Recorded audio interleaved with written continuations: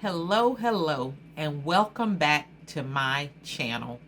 I'm Sonya Peterson with Life by Design Realty Group, and today we're tackling a hot topic, especially since resale inventory is low. So we are talking about new construction. And trust me, I know buying a brand new home can be an incredibly exciting experience. But until you watch this video, do not buy new construction, and I'm going to tell you why.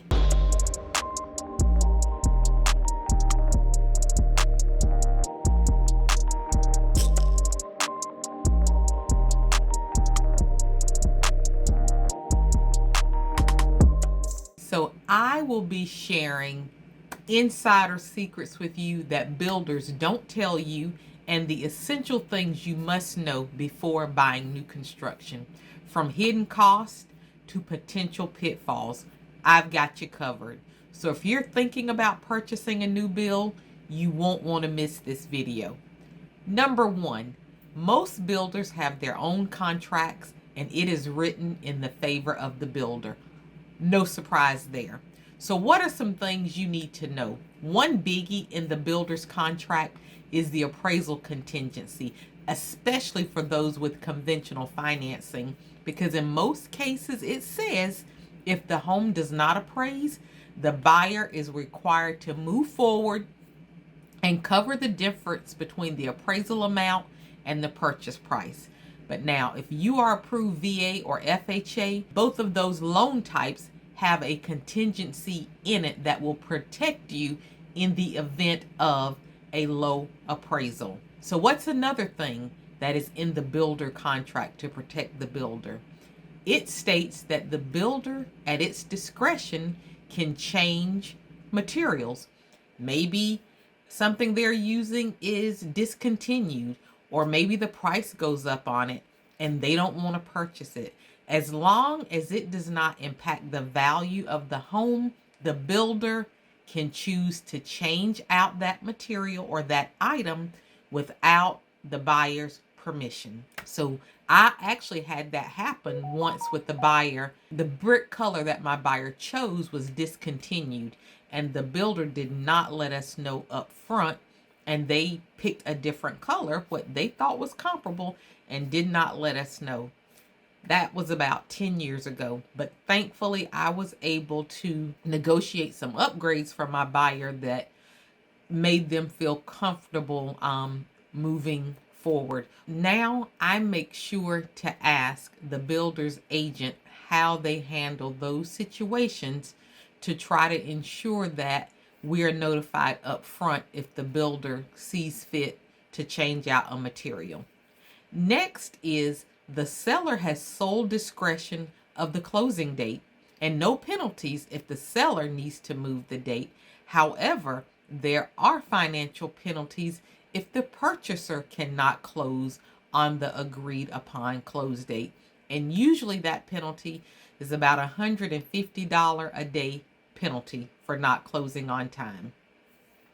The other thing is, most of the time, the builder wants you to use their preferred lender. So most builders have a relationship with the lender and they prefer to use that lender. Now, some benefits of using the preferred lender.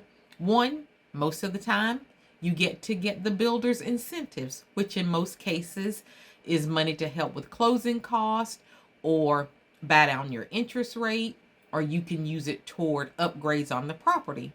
Another incentive I've seen is when you use the builder's preferred lender, the builder sometimes will allow you to put down a lower amount of earnest money.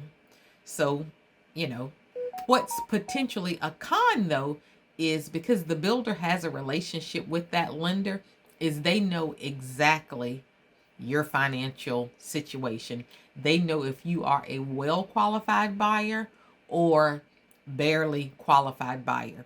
Even though they probably won't share with you that they know that. Trust me, they know. So, number 3, the builder has specific requirements for inspectors. So usually in the contract, it states that the inspector has to have a certain type of certification, a certain amount of liability insurance, and the contract normally states that the builder, they're not required to fix anything in the inspection unless it's determined that it's a code violation in the jurisdiction that the home is being built in. So, in many cases, the builder will stand on the fact that the home has been inspected by the county during specific stages. And if a certificate of occupancy has been granted for the home, then they deem that the home is, compliant and it's complete. Now, I'll say most of the time, builders will work with you. However, if it's not a code violation in that jurisdiction, they don't have to fix it. So another thing to consider is lot premiums and, consideration of lot placement. Oftentimes the base price of the home does not include the lot premium. There isn't always a lot premium, but usually on the lots that the builder deems as a better lot, sometimes there is an additional cost, and we call that a lot premium. Some other things to consider is placement of the lots. So, for example, if a lot is close to the entrance of the subdivision, you'll have more traffic and noise. But, it also offers you a quicker, access to in and out of the neighborhood. Also, when you have a corner lot, you've got traffic on two sides. And also, most of the time, corner lots are usually a little larger. So you've got more yard to maintain and more upkeep. So, and because they're larger too, oftentimes they will allow for a side entry garage. Something else with lot placement, if you are like in the cul-de-sac, it almost looks kind of like a T with the circle and straight down. Think about the headlights that may be coming into your home at night. So that's something to consider.